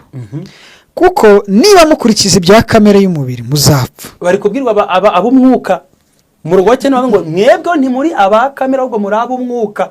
Umva yuko Shafiki kuba warabaye umunyamwuka nibisobe yuko utakurikiza ibya kamere. Umva niyo mpamvu ari gucyaha ab'umwuka batakira aba kamere bafite umwuka wa Kristo muri bo. Paulo ari kwabura muri umwuka wa Kristo ari muri mwe muri ab'umwuka kandi muri aba Kristo. Rero muri mu myenda ari nko kubabwibibutsa ngo nimwitware nkuko mushaka menya uwo mufitiye ideni wariwe. Ariko nimwicisha umwuka ingeso za kamere muzarama. Abayoborwa n'umwuka w'Imana bose nibo bana b'Imana. Garukiraho barasobanuye ngo kuyoborwa n'umwuka w'Imana bisobanura ngo wicisha mwuka ingeso za kamere. Urumva kamere yipfa cyangwa ni ingeso zayo zipfa. Ingeso zayo. Mani magambo izi ngeso rero yuzishe ukoresheje mwuka wumvisha ari imbaraga zawe cyangwa ni za mwuka. Urumva se nyine niyo mpamvu nyine umwuka ni utwishuza. Turimo umwenda turimo ideni. Iri deni si iryo gukora ibyo kamere imibiri yacu irarikira. ideni dufite ni ryo gukora ibyo mwuka ararikira, si za mbuto za mwuka dusabwa kwera. Rero izi mbuto za mwuka kugira ngo tuzere, baratubwiye ngo turasabwa kwita. Umurongo wa 5 husubiramo wumve icyo dusabwa kugira ngo tuyoborwe na mwuka. Ni iki dusabwa kwita? 8:5 haravuze ngo abakurikiza ibya kamere y'umubiri bita ku by'umubiri. Bisobanura ngo ntabwo biri automatique, ntibyikora. Niba ushaka gukurikiza ibya kamere y'umubiri Shafiki, bigusaba kwita ku by'umubiri. Niba ushaka yuko filime zigutegeka mu bitekerezo byawe, nuko wita ukagura mu bizi ugategura ugareba filime seri kuri seri, kuko witaye rero kuri filime kuko ari uhaye umwanya izokipa ibitekerezo bya kuko uri kubyeza, uri kubihindura. Rero ni wita ku ijambo ry'Imana kuko ni ari iry'umwuka, rizanye rihanagure filime ya occupation y'umwuka, bituma umutima wawe uhinduka. Urako hano barataka kubwira ngo hari cyitwa amahitamo, icyo uhaye umwanya witayeho icyo gituma gitege, kuko barakubwiye ngo abayoborwa n'iki na kamere. Mu rwa 5 witeho wumve, abakurikiza ibya kamere y'umubiri bita ku by'umubiri. Bisobanura ngo ntibyikora. Kugira ngo ukurikize ibya kamere y'umubiri biragusaba kwita. Kwita bisobanura ngo igicyo gikoresha ngo those who are led, Romans 8:5 ikoresha ngo those who are led by the sinful nature have their minds set on the things their sinful nature desires, and those who live in accordance with the Holy Spirit have their minds set on the thing the Holy Spirit desires. Bisobanura ngo ijambo to set your mind ni ugufata ibitekerezo byawe ukabisetinga ku kintu ugiye gukora, rero ukakimedita ukagereza umwanya. Icyo kintu setinzeho rero kiza influence imyitwarire yawe, gitume ugishyira mu bikorwa. Niyo mpamvu nakubwiye ngo igihe na setinze mind yanjye mu kureba pornography, naherutse nagiye kwikinisha, kuko pornography ituma wikinisha. Rero ntabwo ari ukura pornography gusa, abantu bafite impamvu nyinshi zitandukanye zibatera kwikinisha, zibatera gusamba. Mbese ibyaha byose dukora bigira impamvu bitera, ariko impamvu bitera baratubwiye ngo kugira ngo ukurikize ibya kamere y'umubiri. Shafiki turi kumwe? Baratubwiye ngo bigusaba ikiguzi cyo kwita ku by'umubiri. Mwari nutita ku by'umubiri ntabwo umubiri uzagutegeka, kubera yuko bigusaba kugira ngo umubiri ugutware neza, wowe ubutware bwa kamere nuko wita ku bya kamere. Noneho kugira ngo n'umwuka tware bigusaba iki? So murongo urangize neza 8 murongo wa 5 Abaroma. Murongo wa 5 haravuze ngo naho abakurikiza iby'umwuka bakita ku by'umwuka. Nturumva bitikora, bari kukwereka ngo ntabwo biri automatique mahitamo. Bari kukwereka amahitamo. Abari kubwirwa nabaki nkwibutse, nabahawe ubuntu, abakijijwe. Ntabwo bona ari abapagani, kuko abapagani bo ntabwo amahitamo bayafite. Iyo atekereje gusambana nta mutima umurega, ahubwo atinya abantu. Ariko weho utegereje kujya gusambana kandi umwuka wa Kristo ari muri wowe, ariko ngo nyamara ufite umwenda, uri wa n'urusengero rw'umwuka, witera agahinda umwuka wera. Nose ngabambwira umupagani atera gutagahinda umwuka wera kandi atari muri we. Umase nyine umwuka wera hari dena musaba. Niyo mpamvu abanyabyaha bakora ibyaha ntabwo Imana ibingibi yitangaza, ahubwo abitwa ko ari abakijwe bahawe umwuka w'Imana. Iyo bakoze ibyaha no bateje isi igihugu, inzi isengero mu Rwanda gufungwa ntabwo kibazo ari abapagani, ni ikibazo n'abarokore babivanze bitaye ku bya kamere baha Satani umwanya. None Imana isigara ifite agahinda, ikoresha iki? Ikoresha ababoko y'ubutegetsi kugira ngo nibura igire kuri bakosori bakangure bongere bite ku by'umwuka, kuko iyo witaye ku by'umwuka ngo nibwo umwuka twara. Urumva ko umwuka ntago twara ku ngufu, ni wowe uhitamo. Hakaza ikibazo, umwuka wawe, ubugingo bwawe n'umubiri, sibyo cyo bigize umuntu. Hagati y'ibi ngibi baratubwiye ngo manuka hasi urebe, bavuze ijambo ngo umutima wa kamere, bavuga n'umutima w'umwuka. Hakaza ikibazo, dufite imitima ibiri cyangwa n'umutima umwe? Umutima umwe. None ko ari cyo umutima bavuze ngo ushobora kuba wa kamere cyangwa ukaba wa mwuka. Mwene magambo wahitamo Shafiki kuba wa kamere cyangwa ugahitamo kuba wa mwuka. Rero umutima wawe nusabwa kurindwa. Imigani 4:23 ngo rinda ibintu byo umutima wawe kurinda byose birindwa, kuko ari iby'ubugingo biri. Rero umutima wawe kuko ari umwe ushobora kuba wa mwuka bita n'uburyo usabanye nawe, witeye ku bya mwuka. Mwuka araganza, amaze kuganza bituma wotakibasha kwitegeka, utegekwa n'uwo wemere gutegeka, ni umwuka. Hari rero usasigara uwumva uri mu mwenda uhoraho wo kwera imbuto zikwiriye abihana. uzahorana umwenda, ideni rihoraho ryo kumva yuko ukwiye gukunda n'abanzi bawe, uzahorana ideni rihoraho ryo kumva yuko ukwiye kuba maso no kwirinda kugira ngo udakoze isoni umwuka no guteza agahinda umwuka ukurimo. Niyo mpamvu gukiranuka birashoboka Shafiki, ahubwo ikibazo twebwe twibwa izamu. Iyo utabaye maso rero ugasa nkaho witaye kuri kamere gatoya si wishe ingeso za kamere ku bwa mwuka, ariko kubera ko kamere itapfuye ahubwo wishe ingeso zayo gusa. Iyo ushaka kuzura ingeso za kamere zo wishe kugira ngo zongere zivuke, nuko wita ku bya kamere kugira ngo kamere yongere ibyara ingeso, kuko ingeso ziravuka nkuko imbuto zera ikindi zigakura, niko rero niza mwuka zera. Umuntu ashobora kwera imbuto y'urukundo igakura kugera ku rwego umurebye akabonamo urukundo arirwo rumuranga. Imbuto aragiye irera kuko yarayivomereye irakura.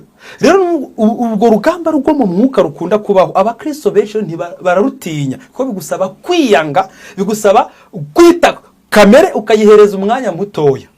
Kuko iyo uhaye umwanya muto rero ukita ku bya mwuka, umwuka aragira akaganza kamere, bimera nk'indege afashe ikirere. Uzi indege iri gufata ikirere irwana n'imbaraga za gravity, imbaraga za gravitational force. Iyi mbaraga za gravity ni 9.8 ngira ngo muri physics, 10 muri mathematics akora round off, Isaac Newton. Rero izi mbaraga za gravity, ikintu cyose wajugunya hejuru kitagikora iki, kigaruka ku butaka. Uzi icyo bisobanura? Ngo imbaraga za kamere nubwo washaka gutsinda kamere mu mbaraga zawe, irahongera ukabigarukamo, kuko mu mbaraga za kamere ntabwo dushobora kugendera mu kirere hejuru ya kamere. Umutware bwa kamere ntidushobora kunezeza Imana tuhinduka abanzi b'Imana. Niyo mpamvu ngo umutima wa kamere, bari kuvuga ngo uyu mutima waba uwa kamere, ariko bavuga ngo uyu mutima none waba n'uwa mwuka. Rero ubaye mu mutima w'umwuka ntunezeza Imana, kuko umutima w'umwuka, umwuka ganza uwo mutima ukaba umunyamwuka. Rero abantu benshi bazi ko ngo kuba umunyamwuka ari umunyempano, hoya bitandukanye. Batuvuga ngo niba umwuka w'Imana ari muri wowe, muri abo mwuka.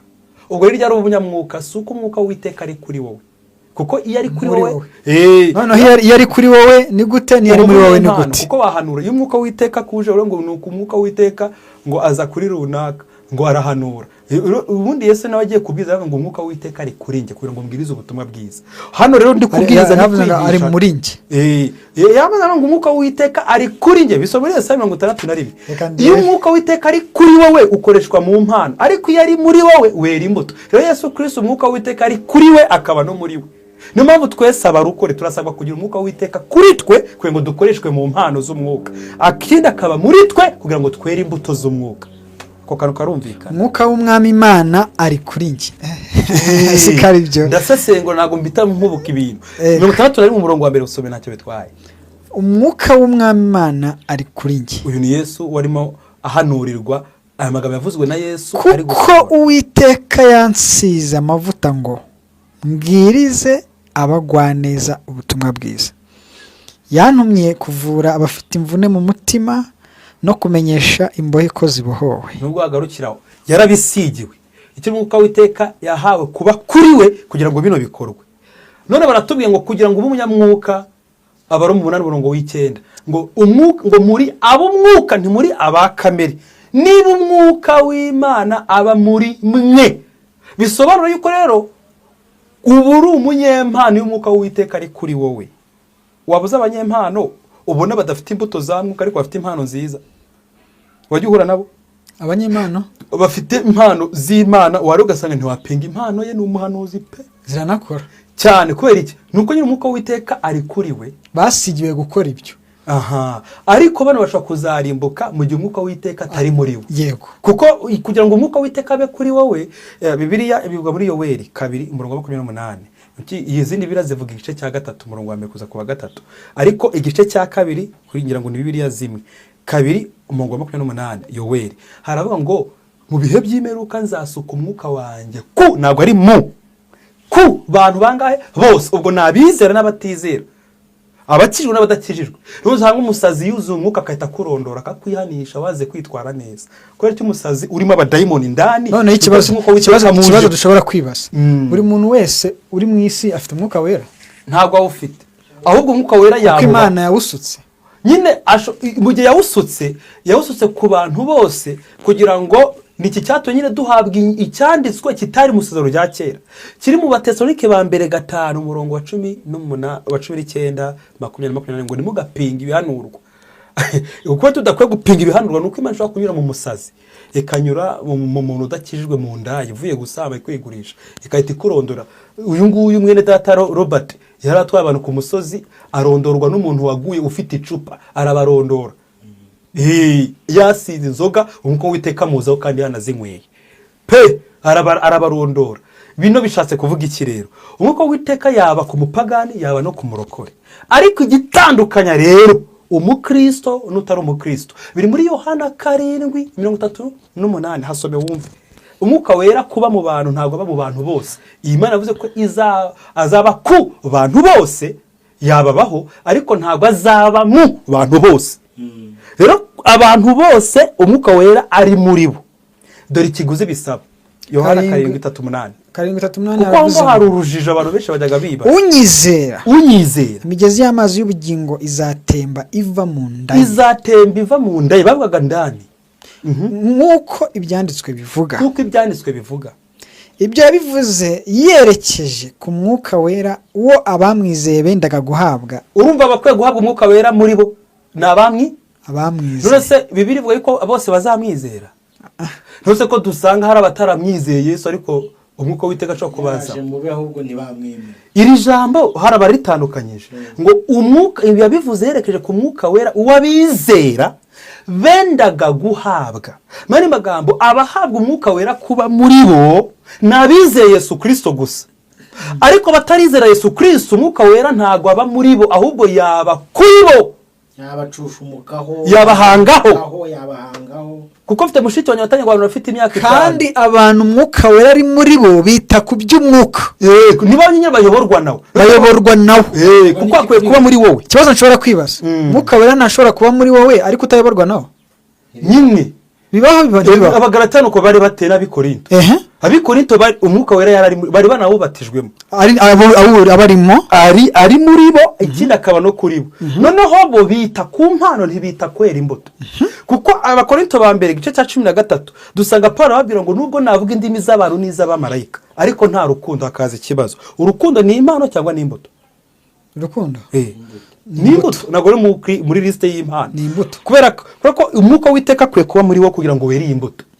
Rero Abakristo b'i Korinto wagira ngo ntabwo umwuka w'Imana yigeze aba muri bo, n'Abagalatiya. Ariko ikibazo si uko atabaye muri bo, kuko Paulo arabibabwira ngo mwese mwabatijwe mu mwuka umwe kuba umubiri wa Kristo. Umwana nabizeye bahabwa umwuka wera kuba muri bo, ariko ikibazo bo ntibagirana ubusabane na mwuka, kuko batubiye Baroma 8:5 ngo kuyoborwa na mwuka bigusaba kwita ku bya mwuka. Rero bo ntibitaye ku mbuto za mwuka, bitaye ku mpano za mwuka. Basigaye rero bakuruze mu mpano, ariko mu mbuto ari nk'abarozi bafitanye inzanga, kuko bavuga indimi z'abantu n'iz'abamarayika, ariko muri bo nta rukundo, kuko urukundo rutari impano ari kwita ku mubano wawe. Yesu yavuze kugira ngo twere imbuto muri Yohana 15 umurongo wa 4 na 5 ngo nkuko nta shami ribasha kwera imbuto ritagumye mu muzabibu, ngo niko natwe tutabibasha tutagumye muri we, kuko ninjye babashisha kwera imbuto. Izira ziri mu Galatiya 5:22. Zira mbuto zamuka rero ikiguzi kugira ngo zere ntibisaba kuvuga zomene, ntibisaba gusenga menshi, bigusaba kuguma muri Yesu. Kandi kugwa muri Yesu gusaba kuguma mu ijambo rye. Yohana 15:8 ngo ibintu byo byubahisha data nuko mwere imbuto nyinshi hanyuma mukaba bigishwa banje. Mbere yuko byubahisha data 15:7 akavuga ngo nimuguma hari ukuba muri Yesu ariko ntugume muri we. So umvika iryo jambo Yohana 15:7 yaravuga ngo nimuguma, bivuga ko rero hari ababa muri Yesu bakamuvamo, kuko Yesu yaravuze ngo ni rwandiko rwa mbere rwa Timoteyo 4:2 ngo ubiyo by'imeruka benshi bazagwa bave mu byizerwa. Hari ukugwa ntubivemo, hari no kugukabiva. Yo gukabivamo rero wita ku nyigisho z'abadayimoni, ugahinduka dayimoni, tuba rero umudemo butanya gurwanya Kristo, uhinduka rero irebo.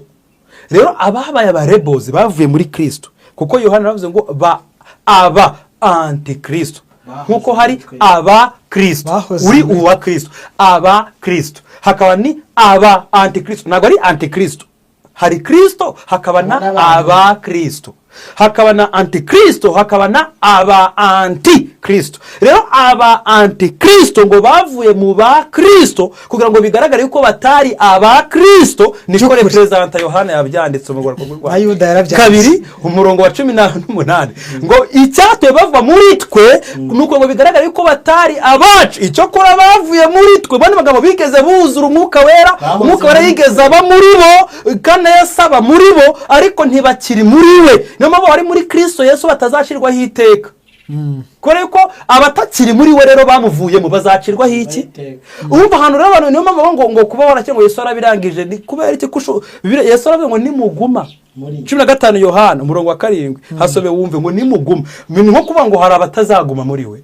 Iyo avuga ngo nimuguma muri nge amagambo yakaguma muri mwe musaye cyo mushaka ari nko kuvuga ngo harabare bamuri nge ariko ntibangumemo. Gidi hari n'ubundi bwiru abantu baba badashaka kumva. Hari umugani yaciye w'abakobwa 5 b'abanyabwenge na 5 b'abapfafu. Bari abakobwa 5 b'abapfafu bafite information y'ubukwe, bari bategereje umukwe kandi nitabaza n'amatabaza nabo bari bazifite. Haranditse ngo nimuguma muri nge amagambo yanjye akaguma muri mwe musabe icyo mushaka cyose muzajya. Rero kumuguma aya magambo sushaka kuntu hasomye Yesu yavuze ko kugira ngo ube umwigishwa we bigusaba kuguma mu ijambo rye. Muri ya Yohana 8:3 hasome wumve. Yohana 8:3 haravuze ngo nuko Yesu abwira abayuda bamwemeye ati abamwemeye bose swahindutse abana b'Imana, si bo bahindutse abana b'Imana, umwuka warasaba muri bo. Umva kuntu ababwiye none nimuguma mu ijambo ryanjye, iyo ni condition, muzaba abigishwa banjye nyakuri, ubwo nta cyizere arabagirira, namwe muzamenya ukuri. Uretse gato abwiye abayuda bamwemeye bamwize bahinuka abana b'iki basohoje Yohana 1:12 icyakora bamwemeye bose bakizera rya babushobozi bwo kuba abana b'iki b'Imana. Rero bafite ideni, rero iri deni ryo badashaka kwishora, ryo rituma Yesu abo nzabihakana kuko sinigeze mbamenya. Suko batamwizeye ahubwo nuko banze kuba mu buzima bumuhamya ko bamwize. Kuko kwizera Kristo bigusaba kwera imbuto zihamya ko wizeye. Aha ni hari revelation. Revelation iri hano ni iyi. Ari abantu baguma mu byambere bya Kristo. Sibyo? Bakizera Yesu ko ari umwami n'umukiza w'ubugingo bwabo. Bakabyara ubwa kabiri. Mukavuka ubwa kabiri. Ariko nimwigira imbere. Kuko muze mwiga ubwiru. Yes, mwabigishwa nyakuri. Arabashidikanya. Mwaranyemeye ndabizi. Abayuda bamwemeye abaheza ubushobozi bwo kuba abana b'Imana nkuko Yohana 1:12 yavuga. Ntibabyo no gushaka kwiki kumugwe n'umugabo. Urumva bano bantu uvuze ngo ntibakirijwe abo bakobeje. Oya bana gutera amatu bwabo. Yohana nagwa yavangiwe baramwizeye barakizwa bahinuka abana b'iki amazina yandikwa mu gitabo cy'iki cy'ubugingo. Hanyuma rero uburyo biyandukuza ikizere rero kivuye rero ngo nimuguma rero Yesu ko nitsa abashizeho nimuguma mu ijambo ryanjye ari kubwira bazamuvamo kuko hari abatazarigumamo. Nimuguma mu ijambo ryanjye muzaba bigishwa banjye nyakuri. Niho kuvuga ngo ndabashidikanyaho ko hari giye ntago ndabagirira icyizere. Nakunze Paulo nawe abigishwa ariko ni muri abigishwa nyakuri. Uko nzabaza kuguma mu ijambo ryanjye mukanyemeza ko muri abanjye. Yesu muri abafana umva nkubwire oya tureke ibyo abafana muri abigishwa nabibonye ko kuko bari muri ariko bari muri Yesu ndahamya neza ko mutari abanyakuri. Kuko mushaka kumvamo Yesu ntakiza arabagirira ni uko wakati umukozi. Paulo nawe yagize impungenge z'igitorero aravuga ati ndabizi neza atinya ko nimara kuva hano hari abandi bantu uri kumva bamasega ryana bazaza muri mwebwe. Muri bagamo nta cyizere abafitiye ntago bakomeye mu byo bizeye. Muri kunyereka ko mwakijijwe ni ariko ndabashidikanya ndabona mushaka kubivamo. Nihagira abadema baza babacanshuro bazabakura mu murongo baberekeza. Nusuranya ngo sigi gituma nyakubaho his excellence yafunze ziro sengero tugwije abadema bavuye mu byiza baje bahura n'abatarabigishwa nyakuri ariko bakijwe bahinuka abana. None kuko Yesu nta cyizere abafitiye ariko mubanze mugume mu ijambo ryanjye. Ni muri gumamo rero nibwo muzaba bigishwa banjye nyakuri. Iri jambo rirakomeye riragusaba ngo kugira ngo ube umwigishwa wa Yesu nyakuri bigusaba kuguma mu ijambo rye kandi kurigumamo ni nko gutwara igare. Albert Einstein yaravuze ngo ubuzima ni nko gutwara igare kugira ngo usigara uryicaye nuko usigara uri nyonga iyo uhagaze uruzinga balance ukagwa ubwo rero n'ubuza bwa gikristo ni uko bimeze ba maso senga kugira ngo utagwa mu moshya rero wera imbuto z'abizera rero nutaba maso Shafiki uzagwa mu cyaha wigeze ureka suko utabura ubugushoboza kukireka ahubwo nuko utabaye maso haye satani umwanya ako kora kumva kuko Dide namutse nende pornography minota 5 nayiruka nagiye kwikinisha nose kwikira sinabiretse ariko se shatse kubisoma nuko ndeba pornography ubwo mahaye satani iki bene data reka nakumvishije kandi tukunda kuganira Didier Imana igumugisha iki kintu ubundi nuko yagiye kuri ariko ntacyo Shafiki watumye yabyungukiramo kwita ku bya kamera nubwo batafasha badukurikiye nge nafashije rero ngo kwita ku bya yasohora ko kuyoborwa n'umwuka icyo bisaba nuko ubanza kwita ku by'umwuka ubwo nutabyitaho umwuka ntago zakuyobora nubwo ari muri wowe azasigara abona kamera ari itegeka niki cyari mu Bagalatiya nicyo cyari mu Bikori yo kamera cyane wita ku byayo inakugiraho ububasha nyine umera nk'utarakijije ko kugutegeka usoma mu byo utawe ubishaka iragutegeka kuko wahaye wahaye arega kuva na kera no mwitangiriro Imana ire mu muntu hari akantu yadushyize muri twebwe guhitamo kuba urubyaro rw'inzoka ni amahitamo kabisa ntago ari ivugo sibyo guhitamo kuba urubyaro rwa Kristo ni amahitamo niba uhisemo kugumana na Kristo umuntu bimugumane ugume muri we ubuntu bwe burahari kugushoboza buragushoboza ariko numva mu byizerwa nicyo yavuze icyo muri 5 Yohana ngo nta shami ribasha kwera imbuto ku bwaryo cyeka rigumye mu muzabibu mu muzabibu urushoboza kwera ariko rasaba kuri shami ribishaka naryo niritari bishaka rero zaraba rihunguke igiti agahinda Shafiki yashatse kubaza ndi gusubirizamo hano Yesu yaravuze ngo ishami ryose riri muri nge ntabwo yavuze riri kuri nge Yohana 5 narayitinye Yesu yasobanuye abantu bazarimbuka barigize baba muri we neza ngo ishami ryose riri muri nge ridashaka kwera imbuto data rero ntazahora ahangana naryo azarica arikure mu muzabibu iri shami rero rikuwe muri Kristo suko ubuntu burishoboza kwera imbuto za Kristo butari hawe ahubwo ryo ryahisemo kwanga kwera imbuto ngo ritohere muri Kristo nyama mu bandi bita ku mpano bakanga kwera imbuto ko Yesu avuze ngo umubano wacu ushingiye ku mbuto si ku mpano ako jambo rivuga ngo niki nakorera umuzabibu ubivuze neza nicyo gitonyene Yesu najya guca urubanza azabwira abantu ngo mwabaye injiji narabahaye ubwenge numva imbere amaraso yahindutse amashyira asigara ateza imisonga no mwitorera muve mu munsi birako yuko amaraso iki kibyaha yibumbiye bayahabaga bakahopera umuntu agakira rero turi kopera ibibyimba byagiye bijya ibyaha kari bavuga ngo bari ngo barejejwe ariko bakamuza bw'ibyaha nubwo Dide nagarukira hano ijambo nashatse kuvuga bishobora kurukubarura abantu imyuka ni ibyanditswe bibiri bidasaba ko nabyo biri muri isansi ndashaka Shafika bisome turangiza ko numvaga nshaka kurangiriza Abaroma 12 umurongo wa 2 hadusomere numara kwasoma itusoma na Yohana 7:17-18 ibyo byanditswe bibiri ni nkore conclusion dusengeramo ntangana ne Abaroma 12 umurongo wa 2 haravuze ngo kandi nimwishushanye n'abiki gihe ni ikindi kiguzi ahubwo muhinduke rwose ni ijambo ribikora mugize imitima mishya yego kugira ngo mumenye neza iby'Imana ishaka ari byo byiza bishimwa kandi bitunganye rwose amen njya none muri Yohana 7:17 ko ndashaka guteranya ibyo byanditswe turangiza Yohana 7:17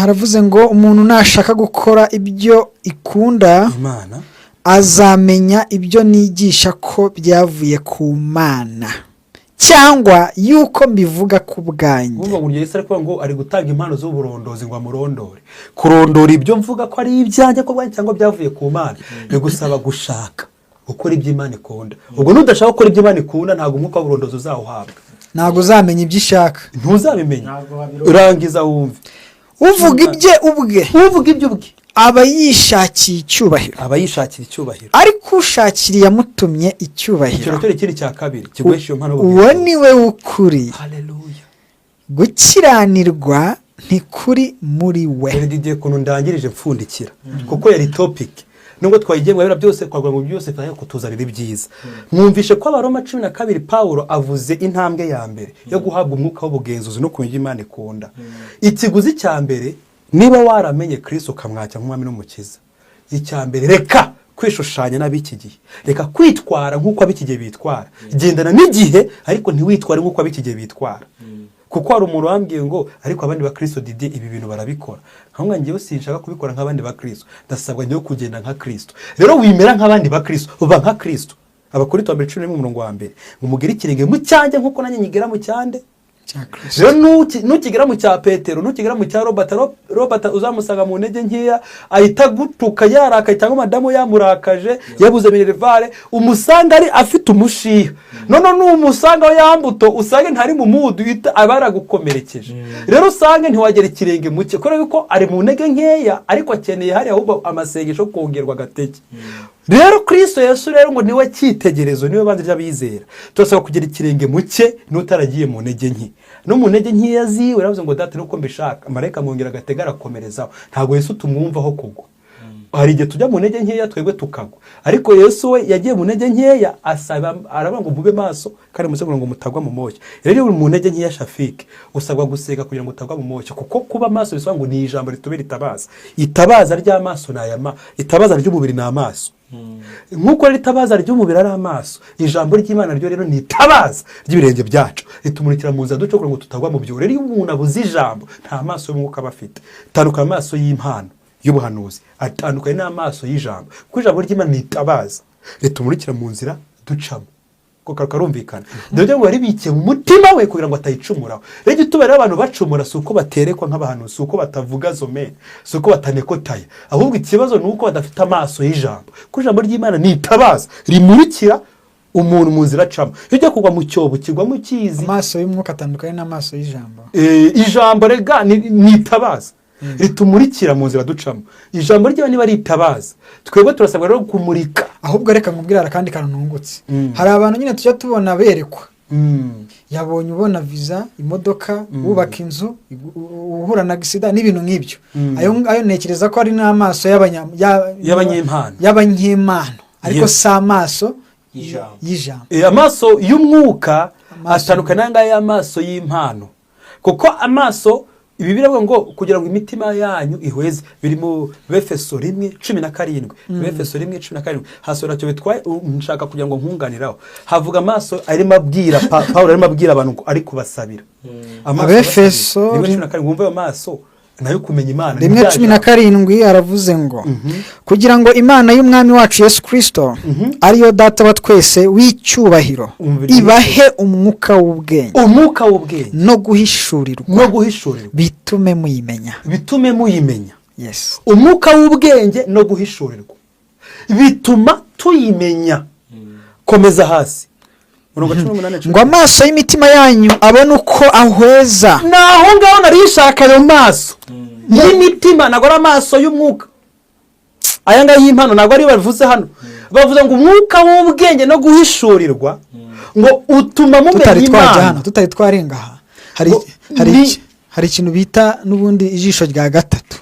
Iri jisho rya gatatu, iri jisho ubona aba rifite imitima yabo ibifite kundi kuntu ireba ibintu mu buryo bw'umwijima, ariko mu maso y'umwuka y'imitima yacu yo bica mu ijambo ry'Imana. Nicyo aho ngaho ni gushaka kuvuga ngo arababwiye ngo kugira ngo reka dusubiremo uyu murongo. Kugira ngo Imana y'umwami wacu Yesu Kristo ariyo data wa twese w'icyubahiro ibahe umwuka w'ubwenge no guhishurirwa, bitume muyimenya. Umwuka w'ubwenge batubaye ko ari kubaha Imana, kuko kubaha Imana nibwo bwe. Ubwo ngo idubahereza umwuka wo kuyubaha. None umwuka w'ubwenge no guhishurirwa bisobanura no kujijuka, kuko bakoresheje ijambo ry'Icyongereza understanding. Wisdom comes from knowledge. Understanding comes from wisdom. So when you know, you gain wisdom. You can explain it. But when you apply wisdom, that is understanding. The fear of the Lord, that is wisdom. To depart from evil, that is understanding. Bakoresha iryo jambo rero understanding, uba kwari kitwa mu jambo guhishurirwa, no gushira mu bikorwa iby'ijambo rigusaba. Ibyo niyo ngo byo bituma amaso y'imitima ahweza. Niyo mpamvu ijambo yaribitse mu mutima Dawidi kugira ngo akore iki? Abashe kumurika neza. n'abagize ibitekerezo bipfuye mu bitekerezo ijambo ritari bihereza reja pana hano ndi maso handitswe ngo niyo mpamvu kugwa mu byaha biraborora kuko abantu badafite amaso y'imitima arahumye kubera ko ijambo ntibaryemera ko mu mitima yabo ngo amaso uroko amaso y'imitima ariko ko ari rusange hasome neza wumve ni rusange ariko y'ubuhanuzi ntabwo ari rusange ngo amaso y'imitima yanyu abone uko ahweza mumenye ibyo mwiringizwa niyabahamagaye. Nose urumva ayo maso atari rusange ari kuvuga y'imitima. Nose aya maso y'imitima urabona umurokore wese wakijijwe akwiye kuyatunga ariko kugira ngo ahweza arebe neza nuko bagira umwuka w'ubwenge no guhishurirwa kujijuka. Baratubwiye ngo rero kubaha Imana bari bwo bwenge kandi ko byari ko kujijuka. Nose urumva kubaha Imana ngo bituma umuntu areka ibibi. Biri mu Migani 6:5 ngo imbabazi n'ukuri bitwikira gukiranirwa ngo kandi kubaha Uwiteka ariko gutuma abantu bareka ibibi. Ubwo ngubwo kutareka ibibi nuko kuba Uwiteka kwabuze. Nikuboneka uzabireka kubera ko harimo ubuntu bwo gutuma ngaruke kuri ijambo kugenzura. Rero umuntu wese ufite impano y'ubugenzuzi akwiye kuba afite ubwenge bwa jambo uburondozi. Ndavuga kurondora mu ishusho kugenzura, ukarondora imyuka, ukagenzura umwuka uri muri Didier, ukamuha Didier ushingiye ku bintu ari kuvuga agendereye iki, kumenya icyo ngendereye. Nari mvuze kugenzura umwigisha ukagenzura umuhanuzi biroroshe cyane nubwo waba udafite amaso y'ubuhanuzi ariko ukagira amaso y'umutima. Amaso y'umutima tuvuga ngo ahwezwa n'iki, ngo ni umwuka w'ubwenge no guhishurirwa. Ni byo bituma amaso y'imitima yacu ahweza akamenya neza Imana ibyo dushakaho. Baratubwiye ngo niba mushaka kumenya neza iby'Imana bashaka mureke kwishushanya. Urumva ikiguzi bisaba guhabwa amaso ni gushaka ngo abadukurikiye bahabwe umwuka w'ubugenzuzi. Ariko umugenzure mutagenjuje kamere n'ibitero aho mugenzuza ijambo ry'Imana utari haye umwanya ntago umwuka w'Imana azakwibutsa ibyo utize. Umwuka w'Imana ngo azakwibutsa ibyo twibagiwe. Rero abantu benshi ntacyo bibaga ko ntibigeze banamenya. Umwuka w'Imana rero yagashatse kubibutsa agasanga nta jambo Didier yigeze mu mutima we. Nose ndakwibutsa iki? Reba Didier bino byose ndi kuvuga umwuka arabinyibutse. Ariko nuko ko nabisomye arabinyibutsa. Rero abantu benshi bashaka ngo Imana ibibutse ibyo batasomye. Basome basome kugira ngo umwuka ibibutse ibyo wamenye wibagiwe. Didier, reka dusatire umusozo w'ikiganiro cyacu. Hari ikintu mubonye hano. Hari igihe uba ufite nk'abantu b'abahanuzi cyane cyane bano bigisha ariko bakigisha ibintu biri aho ngaho. Ari akagero watanze telefu Mike kanangaje. Ugasanga umuntu ari kubwira ngo Dawidi ngo ajya kwica Goliyati ngo yari mu ndirimbo ya 16 n'urugero Yesu bishimira rukumva abantu katavuga zomeni babandi bakabanahanura rwose kandi ibyo ntago byanditse. Indirimbo ya 13 yanditswe ejo bundi yambaye igipete kivuga ngo kuko mwami Imana zana sibyo. Donc ugasanga abantu bari mu cyo bita gutera waraza. Nibwo Paulo yajaga yandikisha itorera kandi bakumva yuko ari inyigisho y'umwuka kandi ni ya kamere ijyanye n'ibyo bararikiye biye kugenzura umuntu. Rero ngo bigusaba gushaka gukora iby'Imana ikunda, uhishurirwa usoma ijambo ry'Imana uribika mu mutima wawe uri kumva kugira ngo Imana itayicumuraho. Kabiri uviva, ubwo ndi muri conclusion uba mu buzima bw'ikijambo rivuga. Umuyandi magambo nicyo navuze mu Baroma bareke kwishushanya abantu bahinduke rwose bagize imitima mishya ngo nibwo bahabwa kumenya iby'Imana ikunda ishima kandi bitunganye. Baravuga ngo rero kubimenya ntibihagije. Yesu yita akora conclusion muri Yohana 7:17 ngo umuntu wese ushaka gukora iby'Imana ikunda ushaka kubikora nuwabimenye. Ibyo Paulo avuze ngo ibiguzi bisaba ntiwishushanye imanuka rwose ugize umutima mushya nuko uhabwe kumenya. Numara kumenya iby'Imana ikunda ishima kandi bitunganye uracyafite ikiguzi kindi cyo gushaka gushira mu bikorwa iby'Imana ikunda. Ngo Yesu arano nibwo uzahabwa kundondora nge Yesu ibyo nigisha ko ari ibyanjye nkanje nk'umuntu cyangwa ari data yavuye ku Mana. Uba honga nakunga kandi ngo umuntu wese ushakira Imana icyubahiro niwe wukuri ngo nta buriganya bumurimo. Abantu benshi baratubeshya Robert Press mu nyigisho ugasanga bari kutubeshya bakavuga n'ijambo ridahari akabivuga niko birivuga kuko ari ubusho umuntu arivuga ari himbi akahita rero niko birivuga mubuze ubwenge Imana iramureka kandi ari kwidefana mu manyanga. Uyu rero kumurondora nuko ufite amaso y'umwuka y'umutima atarayimpano ay'umutima yahwejejwe n'ijambo ry'Imana ryakumurikiye rigwereza kujijukura atangira kurondora abigisha. Ni muri abo biro bintu byo vuze ugasanga umuntu yafashwe ariko njye ntabwo biro bifashije ibyo avuze ibintu bihuye na Bibiliya.